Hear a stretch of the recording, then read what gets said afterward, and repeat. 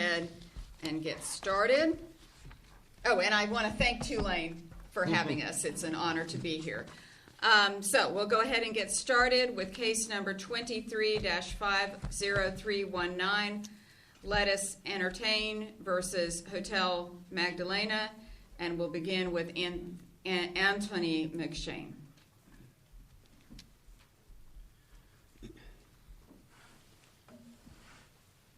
May it please the court and the classroom. Tony McShane on behalf of Let Us Entertain You Enterprises. I'd like to reserve 5 minutes of my time for rebuttal. Your Honors, this is not the rare case where summary judgment was preordained for the defendant. In fact, there's ample record evidence that the jury could find for Let Us Entertain You Enterprises on every likelihood of confusion digit. Notwithstanding, the district court made its own findings, and to do so, weighed competing evidence to reach factual findings, weighed evidence most favorably to the defendant, and disregarded substantial record evidence supporting Let Us. Now, our brief details this to a great extent, so I'd like to focus my comments this morning on 3 digits in particular: the strength of the mark, the similarities of the mark, and the outlet and purchaser identity. We think these best illustrate how the district court's judgment went astray. With respect to strength of the mark, the court's error is clear. The court noted that Let Us's Summer House restaurant could be found by a jury to be arbitrary and therefore strong.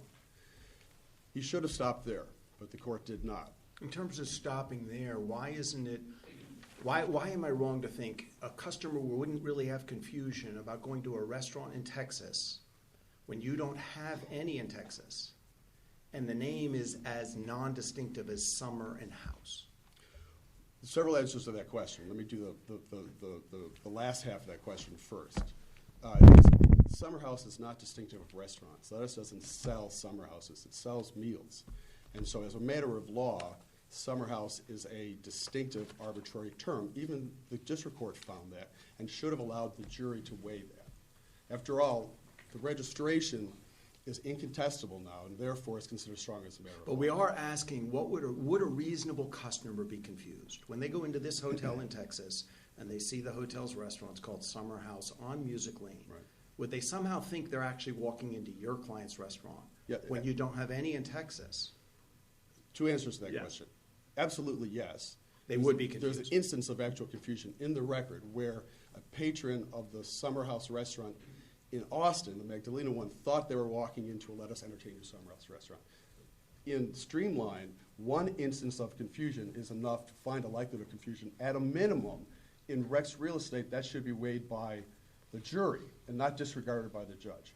But the bigger, the breadth of your question, which I need to get to, is whether an individual in Texas would be confused. And the answer to that question is really also found in the record, which the jury should have been given a chance to weigh. Both parties serve national patrons. There's evidence in the record that Let Us Entertain You services and has served meals in its Summer House restaurants to residents of Austin and Texas. And this is on the theory that because they compete on the internet for booking? Is that the logic? This is absurd because of how they travel and how they serve. So it's not just internet booking, but it's both parties have national customers. Both parties market nationally. Let Us Entertain You markets. But is your marketing, it's all about California vibes and food. So Summer House, can we really just extract it from the rest of the tag, which is the one in Austin is Music Lane, whereas your company is saying Summer House of, and then it's significant that it's the California vibe. Fair to say or not? Can we really take away just the phrase Summer House, extract that, and say, well, that's violative? I think the question is exactly illustrates the problem with the district court's decision. The meaning of the marks, the vibe that's taken away by the manner in which the parties market is for the jury to have impacted, the jury have to have weighed, and the jury to have decided. But sometimes, I mean, you're familiar with the Metchup case? I'm not, Your Honor. Okay, mayonnaise and ketchup. Courts do allow summary judgment when there's no reasonable juror that could be confused.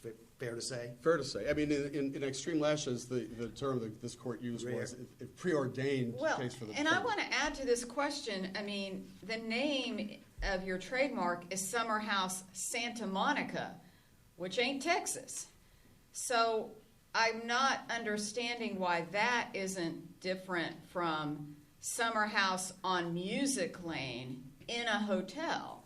Because typically the hotel is the one that owns that restaurant, when it's just like one restaurant in a hotel.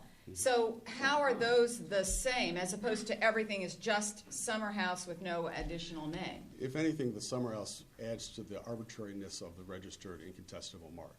But it's the dominance of Summer House, right? I mean, with respect to the similarity of the marks, the judge's error was very interesting.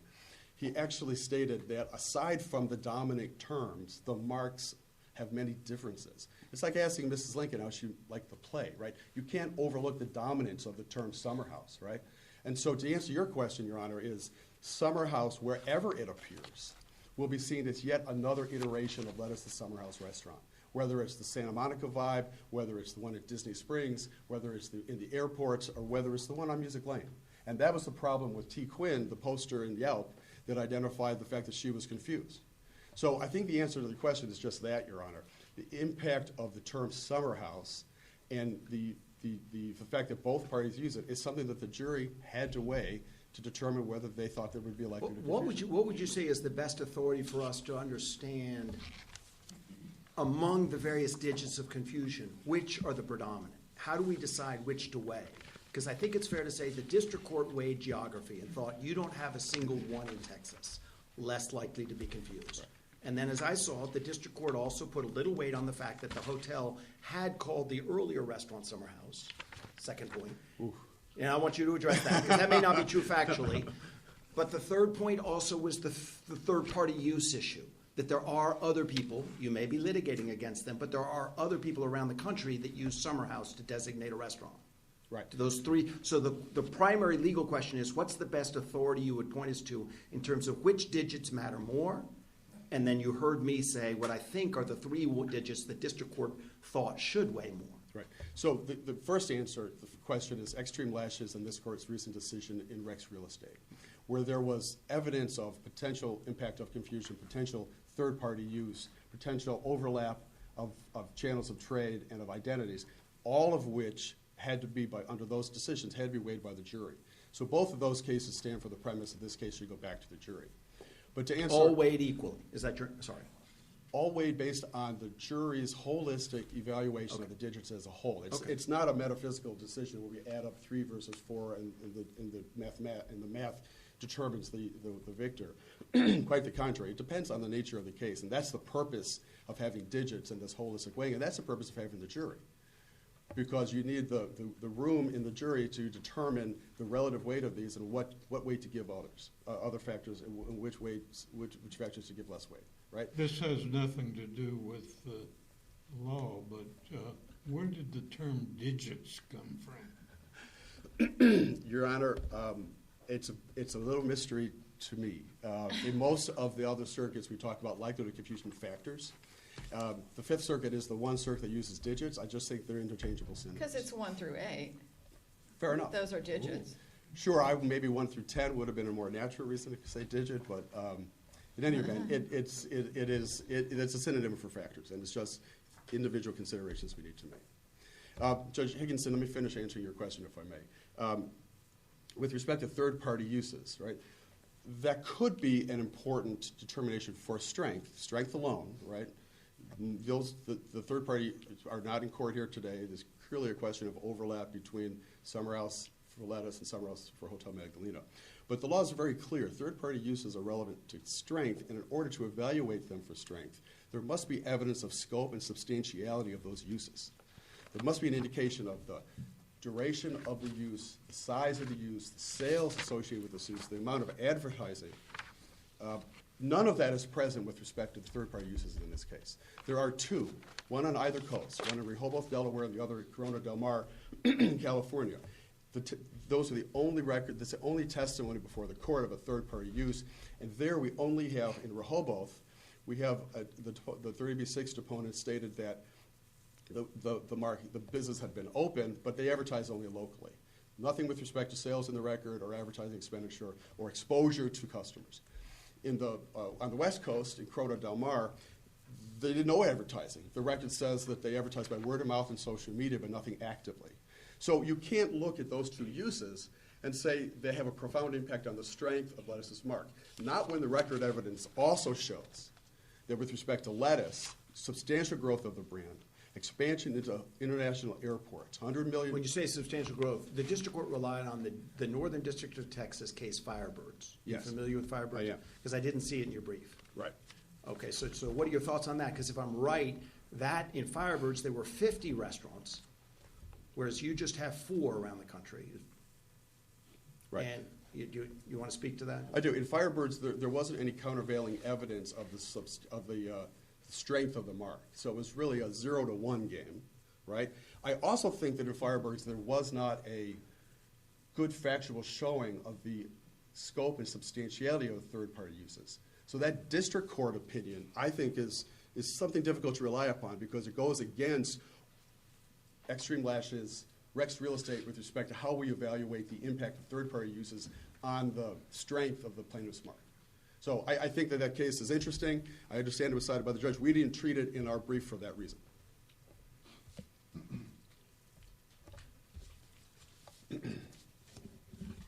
I wanted to point out, in my opening remarks, I said 3 things. I'd like to get to at least 1 or 2 of the other 2. With respect to similarity of the marks, the judge's decision was entirely contrary to Extreme Lashes. Extreme Lashes teaches that you have to look at the dominant components of the mark, right? What the judge did is he looked past the dominant component, emphasized the non-dominant features, and failed to consider the mark as it appears in the proper commercial context, the way consumers We would actually see it. put them in the opinion. The marks, Yeah. side by On side. page 13. Correct. So That's- you can see the difference. That's substantially our point. It is error to compare the marks side by side. The marks must be considered the way a customer would see them. They wouldn't see them side by side. They'd see them when they leave O'Hare International Airport or Charlotte Douglas or Orlando the and then problem travel to is, South by Southwest if- and stay at the Hotel If Magdalena. you're talking about the multi-millions of people in the United States, I think almost anything could be a mistake that somebody makes. You might think you went to X mall and it was really Y. I mean, so I guess I'm struggling a little with the notion that everything's always going to be a confusion. I don't think everything, Judge, and I would concede there are cases where summary judgment would be appropriate. If the defendant in this case named their bar Joe's Bar and Grill, no matter what the other factors lined up, I would think summary judgment would be appropriate. But more to the point, with respect to an incidence of confusion or whether there was indicia from which a jury could find there is confusion, like the overlapping customers, the overlapping market, the service to people in the same markets. But that's the all for- overlapping market is America. But that's all for a jury to weigh is our point. Okay, now, but right? I'm just trying to make sure I get that. When you say Joe's Bar and Grill wouldn't be? I Because was- Joe's Bar and Grill Summer House? No, I was contemplating a circumstance where summary judgment would be appropriate Right. based on some of the factors. And it is conceivable that one of the factors, like similarity of the marks, could be so different where summary judgment might be appropriate. That's not this case. In this case, we have Summer House versus Summer House. We don't have Summer House versus Joe's Bar and Grill, But it's Summer House on Music Lane. which simply identifies the next location of the restaurant. A reasonable juror could certainly find, oh, I love Summer House. I've eaten at them. This is the one on Music Lane. And more to the point, Judge, and this is something from the Elvis Presley case, where they found bad faith intent, or a jury could find bad faith intent, by the way the defendant presented the mark. It's not Summer House on Music Lane. And look at the picture. It's Summer House on Music Lane. They whisper on Music Lane, right? If they truly adopted a term to distinguish the mark, it would have been given equal prominence. It would have been given some presence that a jury could latch on. If you walk into the hotel, to the restaurant at night, you can't even see the on Music Lane. With just a little time left, you were going to speak to whether or not the earlier version of the restaurant in the hotel was called Summer House. Oh. And is that significant or not? It's absolutely not. There's nothing, no record evidence about it. The reality is it was a restaurant that closed 50 years ago in the 70s. There's been no circumstance in the record that shows that But I thought it was a Willie Nelson place. 50 years ago. Well, Willie Nelson's still on people's mind. Fair enough, but there's nothing in the record, right, that shows that they market it to associate with Willie Nelson, or that they marketed the restaurant to harken back to that Terrence Motor Inn restaurant where Willie performed. The people came to colloquially call it as Summer House. I mean, it's that attended. So you're saying if these law clerks were law clerks in Austin, they would not know the Willie Nelson? I'm saying if you vibe received marketing and treatment to come into the restaurant in Austin, you would have no idea it related to Willie Nelson or to the Old Summer House. There's no indication that anyone ate at the Old Summer House, that anyone remembered the Old Summer House. There's no indication that they did that in the 70s, in the 80s, in the 90s, in the aughts, in the 10s, or today. Okay. So that's the point with that. It's a nice thought. It might have been a kernel, but it never became marketed, it never became presented to the consumers. Fair enough. You've saved time for rebuttal. Thank you. Thank you. All right.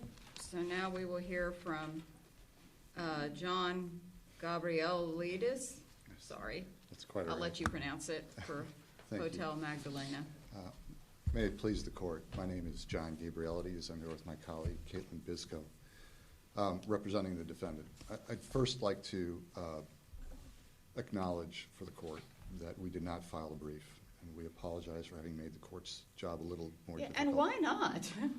Yeah, so we discussed this with our client, and I am constrained by the ethical rules on confidentiality to give you the explanation, Your Honor. I apologize for this, but I have to abide by those rules. We have not received our client's authorization to explain, but I do acknowledge, Mr. Bisco and I, that we have made the court's job more difficult. We apologize. I'm here to answer all the court's questions and give as much detail as I can, including record sites. Well, I mean, I think you need to start with your opponent has spoken very well of the fact that Summer House and Summer House. Well, that sounds like the same. Okay, so what's your response to that? Very good. The marks must be considered in their entirety. Fifth Circuit law, as well as every other circuit's law, is clear on this. Their mark is not Summer House. They neither use it that way, nor did they register it that way. Had they wanted to claim protectable rights in Summer House, they would have used it that way, and they would have registered it that way. They did neither. They can't now rewrite history and say that their registration for Summer House, Santa Monica, is really Summer House. Nor can they tell the court with credibility that anybody's whispering Santa Monica or on Music Lane. This is an alluring idea, but the record doesn't support it. All of the use by the parties is with their complete marks. But there is none. They don't have one in Santa Monica, correct? They do not, and this is what makes this case unusual. Judge Higginson, you asked my colleague, Mr. McShane, what are the factors that their side of the case would like you to focus on? I'd like to tell you the factors that we would like you to focus on, that we think makes this case. Well, I'll just interrupt and say, what law tells us which ones to focus on? Because intuitively, one might think you'd look at the similarity of the mark and similarity of the service, but those would be the two that are strongest against you. You'll dispute that, but they're both restaurants, and they both do have, in all caps, very prominently Summer House. They do. So what's the case that tells us which digits matter more than others, or is that not the approach? I don't think that there's any case that does that. I think all of the cases say, first of all, these digits are guides. Yeah. We're not playing a game of tallying one up against the other and then saying who wins. They're flexible. We've seen that in lots of the case law, including, most importantly, Springboard's case, which is the case that we believe is the most instructive for this court. But at least as to one digit, would you agree the district court erred legally? Once it said a reasonable juror could have found the mark to be arbitrary, it didn't then grant that in the light most favorable to your opponent. Well, first of all, it went on to say, but it's more likely that they would find it suggestive. So I think what Judge Pittman was saying is it's possible, but this is the more predominant way. But don't you at the summary judgment have to say whatever's possible they get? No? Sure. You know what, Judge Higginson? I'm okay with giving them that. So I interrupted you. You tell me what you would emphasize. Yeah. A reasonable customer would be confused because primarily what? Because they would not. They would not be confused. First of all, nobody in Austin can go into Summer House on Music Lane and have any recollection of gone into Summer House Santa Monica. They don't exist here. The closest restaurants are over 1,000 miles away. They have no strength of the mark here in Austin. In fact, but what about the fact, so, when I was a law student, we didn't have all this online stuff and so on and so forth, so you would have had to go to California to know about it. Now you can sit here in New Orleans and look on your phone and see the whole world, but certainly the whole country pretty thoroughly. And so given the advertising kind of in the same place, why couldn't you know about it even if you've never traveled outside of New Orleans? Well, the internet has not democratized trademark law to the extent that just because two companies are both on it, they're advertising in similar channels. In fact, there's a case that talks about this expressly. The Umami Burger case, which is out of the Western District of Texas, says consumers' exposure to internet media is extremely self-selected. In other words, people on the internet are looking for something and they will find it. If somebody's looking for Summer House Santa Monica, they will find Summer House Santa Monica. If they're looking for Summer House on Music Lane, they will find that. Yeah, but I mean, what if you're just looking for a restaurant and you like certain kind of food? Would you see both of them? Well, I realize you're in different cities, but like if you just said, I'm going to have my birthday, I'm going to turn, let's see, in this room, 25, and I want to go and have a really big, nice meal somewhere in the U.S. Yeah. Would you find them both at the same time, or are you saying, nah, you would really have to be searching by a city? You've got to be drilling down, not only by city, but the evidence in the record is that the two companies use different reservation platforms. We, meaning my client, rely on Resi, no other reservation platform. They rely on OpenTable, no other reservation platform. That is different. And I have the record sites if the court would like that. So this idea that there's overlap is not supported by the record. We have not seen any common customer in those two. Okay, but what if, I was a law student here and then I made a trip to California and I went to that summer house and I was like, wow. And then I somehow was traveling to Texas as well. And so I looked up to see, because I thought maybe they're across the country, and I looked up Summer House, Texas. Wouldn't this show up? Anything is possible. But the law, including in this circuit in particular, says it's what's probable that the law is designed to protect, not simply what's possible. That, I grant you, Your Honor, that is possible. That could happen. But the question is, how probable is that to happen? That's what the law is looking at. The Lanham Act is not designed to prevent all confusion of all people. It's what's reasonable and probable. That's Right, but the issue before us is, should it go to a jury? Sure. So without the appellee brief, how would you just, your extreme latches, capiche, Rex, basically our court's saying it's the, quote, rare and outlier case. Well, correct or wrong? I don't think so, Your Honor. First of all, both of those cases, Rex and Extreme, are distinguishable, and I will explain how. But one thing, there are 5 cases at least in which this court has affirmed a finding of no likelihood of confusion on summary judgment. And they are, and again, I'm sorry that I don't have the brief to tell you, but the first names of the cases are Perry, Springboards, Fetzer, Batiste, and King. It's less our help. It's more opposing counsel really has had no opportunity to look at these. And again, What are they, Perry, Springboard? Perry, Springboard, Fetzer, F-E-T-Z-E-R, Batiste, and King. And the King court expressly made this comment: we reject King's argument, the plaintiff's argument, that the issue of confusion may not be resolved on summary judgment, notwithstanding certain of our cases that suggest the contrary. There must be a minimum threshold evidence on the factors of confusion. Well, they have 2 confusions. Well, one of them is by a real estate developer who is not a consumer, and he was their real estate developer. So I think that taints So that. you think that's fake? Well, I just don't think it's a consumer confusion. Okay, well, what about the other one? Well, this is a Yelp review, and first of all, neither the quality nor the quantity of that evidence, I think, is enough to get them over the hump. It's one instance of confusion that we couldn't even really cross-examine because it was on a Yelp review. And I put aside the hearsay issue of that. It's simply somebody who said, hey, I went there expecting it to be the plaintiff, but I got there, I looked at the menu, and I realized it wasn't. So whatever confusion she had was dispelled immediately upon seeing the menu. Is it true your client sells paraphernalia that is just Summer House? Like That's- the pen? The pen is, they don't sell it, and that is the one piece of evidence in the record, Your Honor, that shows Summer House alone, and I would submit that that is an outlier. I mean, nobody uses a pen to promote their trademarks in a trademark sense. We didn't register, we're not claiming trademark rights for Summer House. Well, Tulane has a nice pen. They certainly do, and I'm using it. So the answer to sort of how many restaurants are there? Pancake House, Waffle House? It can't be that you can say, oh, Waffle House on St. Charles Avenue, and you're not infringing. But is your point that they registered it with the locational tag themselves, and therefore it's fair game? Our point is that they registered it as a whole, Summer House on Santa Monica, and they are stuck with that. Yeah. They cannot now claim that what they really meant to protect was a truncated version. I mean, that would upend the Patent and Trademark Office. I mean, if I could tell my clients, yes, we're going to register your entire mark, but don't worry, you have rights in fewer than all of those words, I'd be a hero. That's just not the way trademark law works. They made a conscious choice.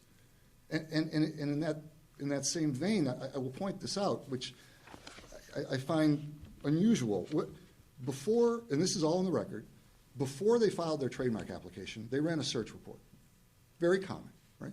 And in that search report, a number of other restaurants were identified that used Summer House in their names. They were Summer House in Lakewood, Ohio, The Summer House in Nantucket, Maryland, Summer House in Wisconsin, and The Summer House in Massachusetts. And these are all at pages 245 to 262 of the record. So in this search report, there are, and there's one other, in the Rehoboth Beach. They went ahead and filed their application anyway, meaning that they believed that Summer House Santa Monica was distinguishable over those. You must sign an oath saying, hey, I'm not aware of any other marks that would conflict with my registration of this mark. Well, if that's the case, if they're telling the Patent and Trademark Office under oath that these marks, Summer House, The Summer House, Summer House Colonel Demar, they're not infringements, we're not either. They can't have that both ways. You could have introduced expert or survey evidence to show lack of confusion. It's not our burden to do that. We could have. It was their burden to prove the likelihood of confusion. They didn't run a survey for reasons. Well, but it was a summary judgment. Pardon me? It wasn't a trial, it was a summary judgment. But discovery had closed. So they had the opportunity to run the survey, both on the likelihood of confusion and on the strength of their mark, by the way. How many, would you agree there are only 2 third-party? Oh, no. No. No, there's 7. 7. And again, I can give you the record sites if you'd like, but they are Summer House in Rehoboth Beach, Delaware, Summer House Corona Del Mar, which, by the way, opened before the plaintiff opened its restaurant. So did the one in Rehoboth Beach, 36 years before the plaintiff opened his restaurant. Siesta Key Summer House in Siesta Key, Florida, the coexisting with this one too. Then there's the ones I mentioned a little while ago, Summer House in Lakewood, Summer House in Massachusetts, and Summer House in Wisconsin. So there's 7.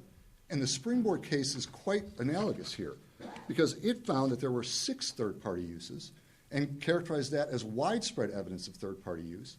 And this court affirmed summary judgment on a likelihood of confusion, even though the district court's summary judgment decision was not based on likelihood of confusion. Let me ask you this, in connection with the advertising media identity digit.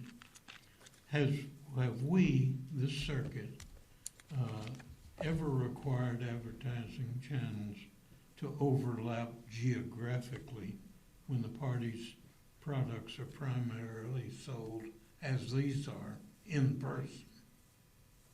I don't believe so, Judge Wiener. I don't believe so, but I don't think that's dispositive or even terribly relevant in this particular case. I mean, these restaurants don't operate in the same geographic areas. They can advertise wherever they want. Nobody's going to have a common experience. And I acknowledge Judge Haynes, there's always the possibility that somebody traveling can come across these, but that cannot be the overwhelming majority of the consumer experience. Those have to be a small percentage, a very small. Well, I think what you're also saying is it's a little different from something on where I could buy something online. Right. Buying food online from California would be a little more complicated than going to a restaurant down the street. You are looking for something specific. When you say, hey, I'm going to be in California, I want to find, American fare, something like that. The likelihood of both of these coming up on that search, infinitesimally small. Is it 0? No, it's not 0. But the law can't deal with everything. It's dealing with what's probable. But I guess what I'm saying is if I was just trying to order online a shirt, that would be a little bit different because I could get that from anywhere. Let's just say in this country. I suppose I could get it from another country, but let's make it simple. Versus if I wanted to eat a sandwich Yes. right now, it'd be a little hard to get that from California, it might be a little easier to go down the street here in New Orleans. Yes, our eating decisions are highly location-based. Let me say it that way. I think that answers your question, I hope. Yes, it's I mean, unlike... when we're talking about restaurants as opposed to maybe if you're trying to go on a diet that they're going to send you this monthly food or whatever. Right. I'm talking about like right now I want a sandwich. Right. That's hard to get online from some distant place. Right, if I need a new tie, I don't really care where they're located. I look at the tie, and if it's Miami, it's Miami. But when I'm eating, I want to be able to get what I want where I want. So it's much more location-based. And again, what makes this case unusual from all the others, including, Mr. McShane mentioned Rex and extreme lashes. And the Rex case, both parties did business in Texas. Yeah. They were both here. So I was on that panel. okay. And the plaintiff used its mark throughout the U.S. and in other countries.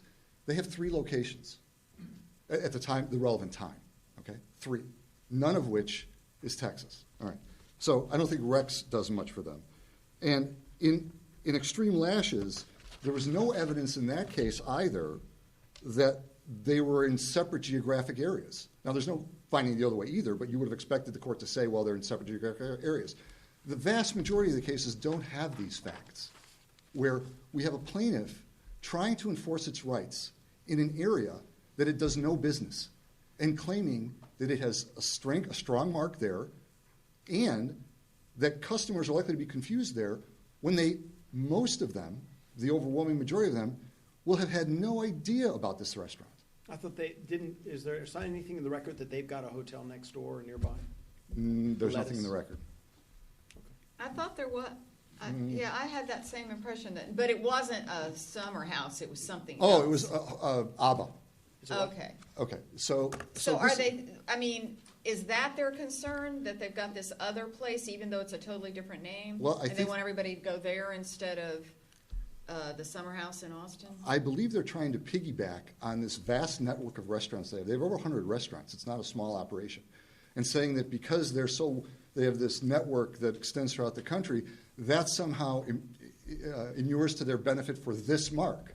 Trademark law doesn't work that way. If they're not using this mark here, it doesn't really matter what other marks they're using for some other restaurants here. The fact that they may have an ABBA here doesn't somehow rescue. But if I was walking down the street to go to a restaurant Yes. and I saw ABBA and I saw Summer House and I thought, oh yeah, in California I went to Summer House, I'll go in there. Is that what they're concerned about, as opposed to I would just go, well, eeny, meeny, miny, mo? Well, I think what they're concerned about is they see the ABBA and they say, oh, I know that's connected with Summer House on Music Lane. That's where I think their theory goes, that because ABBA is here and it's theirs, that consumers connect ABBA with Summer House Santa Monica. And therefore they get confused when they see Summer House on Music Lane. I don't want to speak for Mr. McShane, but that's how I understood their argument. That, Well, maybe he can address maybe that so. in his rebuttal, because it doesn't make sense to me that I Well- would connect restaurants just because they're close to each other. In fact, I would think that they're not the same. Okay, well, again, I But really don't want to... Maybe I'm not like everyone else. Well, I don't want to mischaracterize their argument. No, that's not a maybe. Okay. I'm not like everyone else. Okay. All right, so I- what do you okay. mainly want us to really know from Yes, you yes.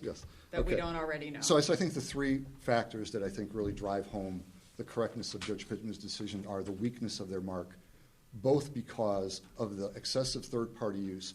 That testimony is simply unchallenged. There are 7 of them, and the case there is Springboard's. And the fact that they don't use it here, that also drives home the weakness of the mark in Texas. Second is the geographic separation, where we have 2 restaurants that simply do not have common locations. And by that I mean over 1,000 miles apart. The likelihood of confusion is not probable. That's the Umami Burger case, which is a district court case. But the Fifth Circuit, in our research, has not really spoken on this particular issue. And the last is that there's de minimis evidence of confusion. The real estate developer, their real estate developer, simply is not probative of anything. We're left with 1 Yelp review. And I would point the court's attention to the Society of Financial Examiners, where this court reversed the entry of summary judgment for the plaintiff, where there were 12 instances over 5 years. Okay? So it seems to me that, if the court's saying, even if there's 12 instances over 5 years, you can't find a likelihood of confusion on that record, we have one here. One. And I don't think it's a stretch to look at that one Yelp review as qualitatively not the same as a consumer giving a declaration on summary judgment about his or her confusion. We don't have that. We have a Yelp review. Right? And I would like to point out one other issue. Mr. McShane made a point about the side-by-side comparison. Here's what Judge Pittman didn't do. He did not say, consumers walk down the street and they see both of them side by side and they can easily see the two. And then he went on to analyze it. That would have been error. He didn't do that. All he did was he said, here's what this mark has and here's what this mark has. There's no other way to compare two marks, period. Every likelihood of confusion case does that. Because as a practical matter, how else are you going to compare them? But what he didn't do was the impermissible side-by-side comparison. So I just want the record to reflect that. Now, I have no further comments. My time is up unless the court has any more questions. All right, thank you. Thank you. We'll hear the rebuttal.